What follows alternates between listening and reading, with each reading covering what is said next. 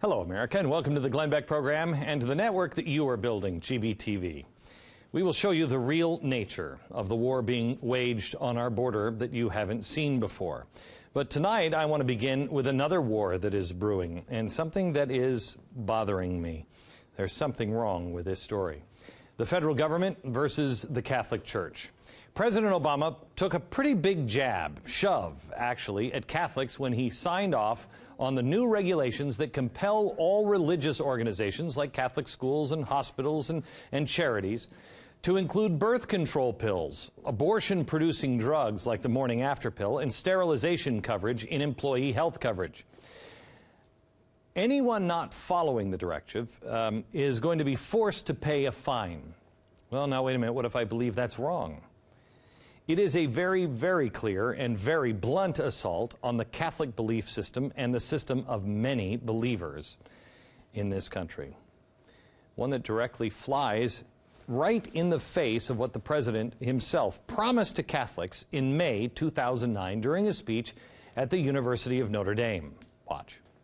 Let's honor the conscience of those who disagree with abortion and draft a sensible conscience clause and make sure that all of our healthcare policies are grounded not only in sound science, but also in clear ethics. Kind of a problem. It also flies in the face of what he promised several prominent Catholic leaders, bishops, nuns, when he convinced them to place their support behind the passage of Obamacare. Catholics were key. They were a key reason Obamacare was able to get passed, despite their concerns about the vague language in the bill, which we warned about. The president assured them, don't worry about it, it's fine. We'll totally honor your beliefs. We're just like you. And so they supported the bill. Then, last month on January 20th, he placed the knife squarely in the backs of any Catholic, forcing them to go against their core beliefs with their directive from DHHS. Now, this decision caused some pretty severe blowback from the Catholic Church and other religious groups. For instance, at least 169 U.S. bishops have protested. One leading bishop accused the president of waging a severe assault on religious liberty. The head of the Catholic League, Bill Donahue, said this, watch. This is going to be fought out with lawsuits, with court decisions, and dare I say, maybe even in the streets. That's a problem. Bill will be here to elaborate on his comments and the latest on this issue in just a minute.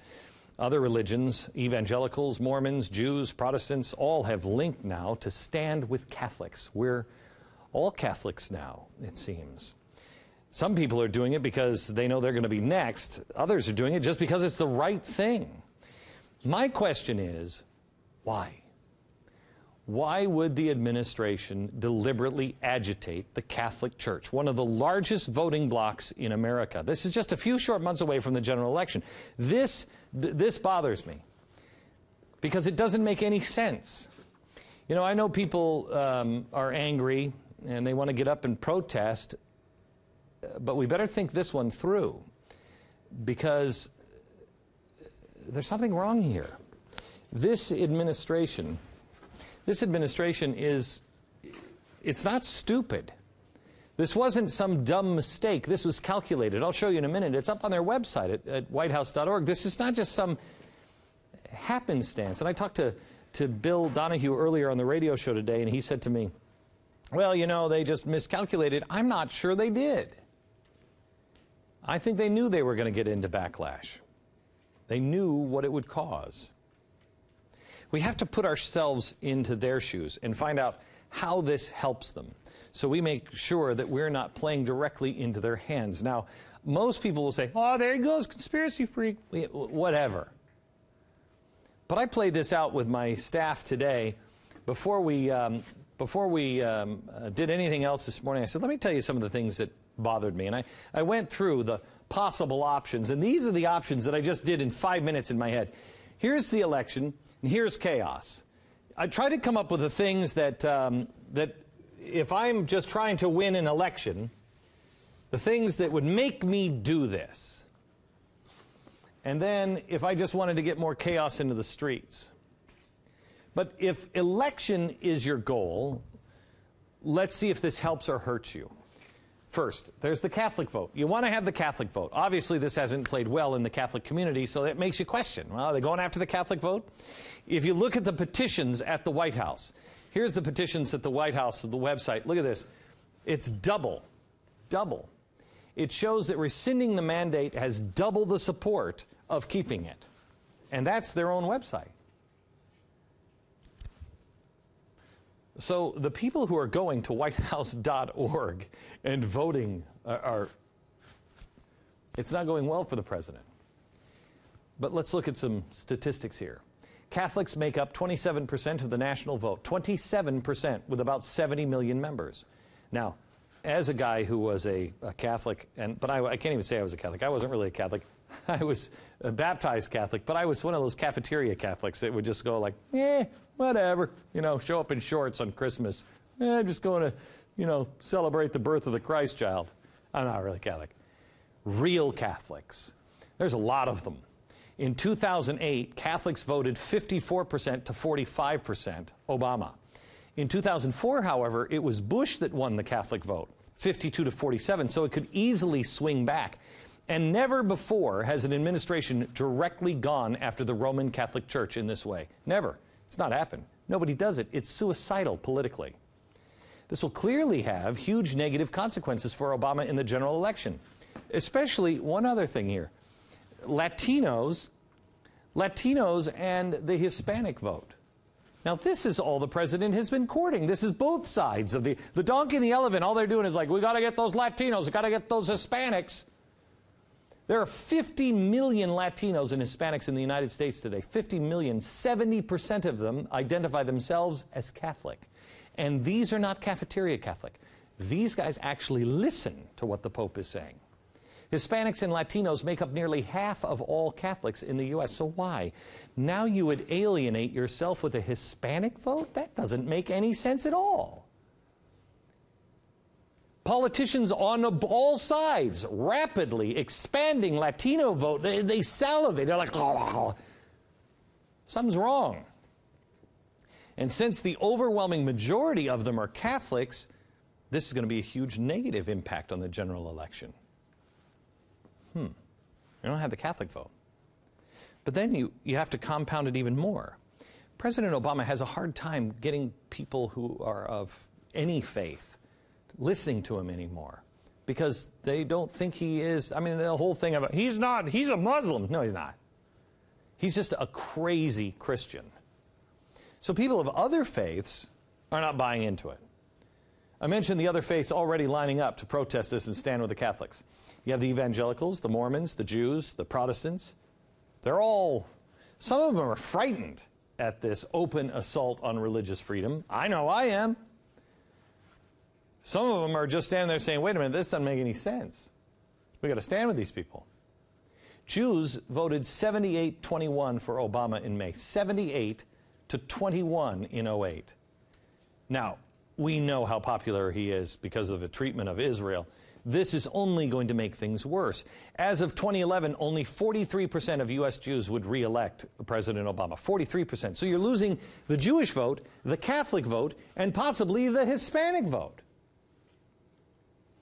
Add to that, nearly 90% of Americans believe in God, and almost all of those are affiliated with some religious institution. He's risking alienating the overwhelming majority of the country. What is he doing? Swing states. He just needs the swing states. No. Pennsylvania and Ohio and Florida, high populations of Catholics. That's going to hurt him in the election as well, possibly badly. Now, if you're trying to win the election, you don't have the Catholic vote, because that's not going to, you don't have the religious vote, you don't have the Hispanic vote, you got nothing. But you do have the socialists and extremists. They love it. Occupy Wall Street, they're going to love this. The Planned Parenthood supporters, they're going to love this. The Breast Foundation people, the Breast Cancer Fed, they're going to love this. Let's keep the abortions flowing in America. That everybody can rally around. Well, except for a lot of Americans. In fact, the majority of Americans.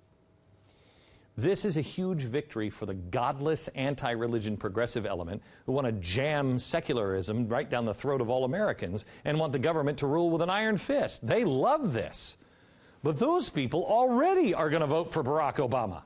So the only possible upside I can see for the president in this election is if maybe he puts on the, well, I'm your dear savior. I mean, he's going to put on the savior hat and swoop in and save the day.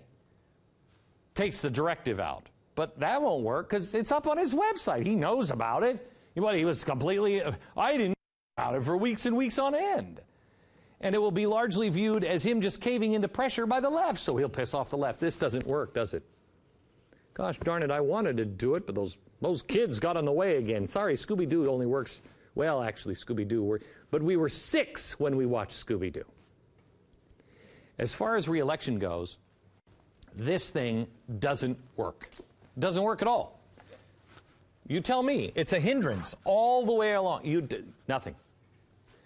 However, I can do this side of the board all day long if I'm trying to cause chaos. We've talked a million times about bottom up, top down, inside out. We've shown you the words from the radicals in and around the White House who believe this is the best way to bring about change and get people in the streets. George Soros just said it in Davos last week. It's going to happen. There are going to be riots in the streets.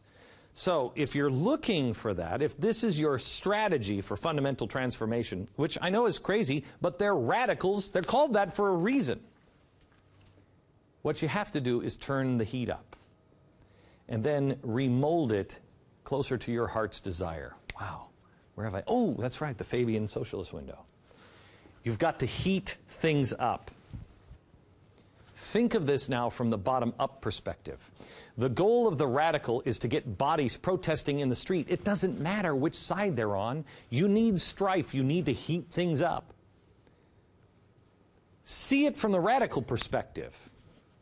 It doesn't matter. You're not trying to get elected. You're trying to cause chaos.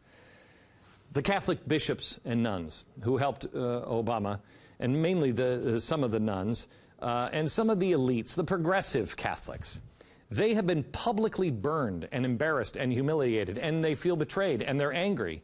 And if you remember Yoda, fear leads to anger, anger leads to hate, and hate leads to suffering. Bad.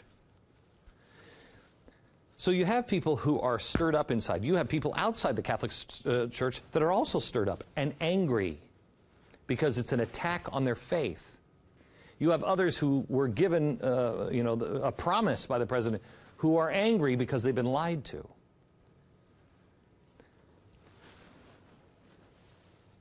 So what are you going to do? Are you going to sit there and take it? Or because you got to get out on the street, right? So Catholic leaders start calling for protests, which you got to do, right? Multiple faiths are united, which you have to do. You have to stand with the Catholics. You have to stand with them. Hopefully, everybody simmers down a bit and you're not all angry. I'm angry.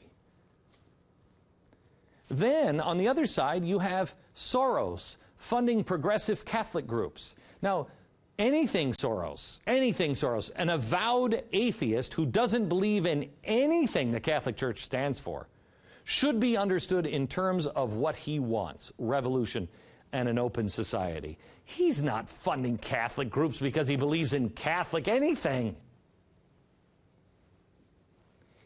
It also further isolates extremists. I've already heard them called. I heard anybody who stands against the president on this, you're an extremist because you're against women's health.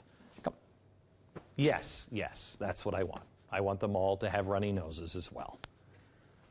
That's the line the administration is using to defend the directive from Sebelius. Watch, here's Jay Carney talking about it. But I think it's important to note that we believe that these services are important, and that American women deserve to have access to that kind of insurance coverage regardless of where they work.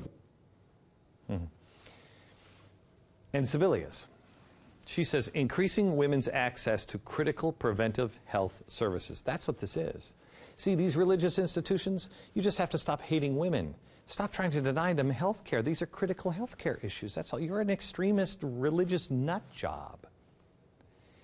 We're being pitted against each other. And we're being pitted against each other, first inside of our own faiths. They're going to try to rip us apart from each other.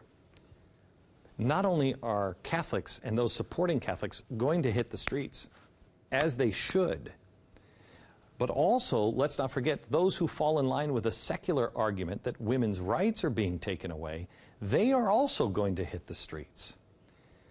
They've been saying for years at progressive conferences that they have to make their problem your problem, and they've just done it. Listen to this from Netroots. Watch. We have to make our problem their problem. Make our problem their problem. Tons of people in this country are feeling an economic crisis right now. Tons of people. But a small percentage is completely immune from the crisis. They don't feel it in their gated communities, in their big buildings on Wall Street.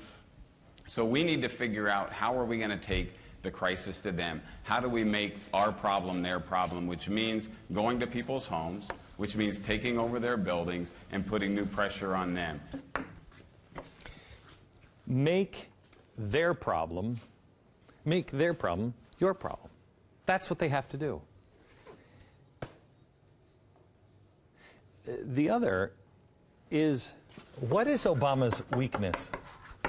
If you're trying to get reelected, it's religious people.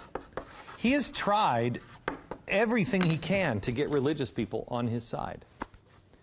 But the religious people just have this feeling, there's something wrong here. Something wrong. The Jim Wallaces, the real progressive, religious people, they're for him. But his weakness is that he doesn't have the churches behind him. And the churches are beginning to mobilize. They're waking up. You know it because you've watched it on this program. It's happening. I read Sun Tzu. Have you ever read Sun Tzu? The Art of War. It talks about attacking the weakness of your opponent. But if there is no weakness, then you have to make their strength into a weakness, and vice versa. You make your weakness into a strength. Their weakness is people of profound faith. They have tried to crush us. They've tried to separate us. They've tried to hurt faith in every way. But we're united. And that's their weakness. So they have to do a couple of things. They want to, A, get us angry. They need to poke us. And they're poking us all the time, all of us. And they want us to get worked up on what they can sell as a fringe belief. Get us into the street looking angry. And then bring in the forces of the unions and the National Organization of Women and GLAAD and all of the forces that have caused problems, and bring them head to head. And have the media talk about the crazy religious nuts. That makes his weakness his strength. Unless your opponent figures it out. Unless your opponent takes you seriously as a revolutionary. Because then you won't play the same game. You might do the same actions. You might still get out into the streets. But instead of engaging in heated rhetoric, you gear shift. And if he engages you with love and respect and not anger, if you don't become Occupy Wall Street, if you don't become shouting, if you just assemble peacefully, you don't become Greece, you don't become extremist, you become Martin Luther King, or you become Gandhi. Now, is it a coincidence? Guess which I suggest we all gather and do.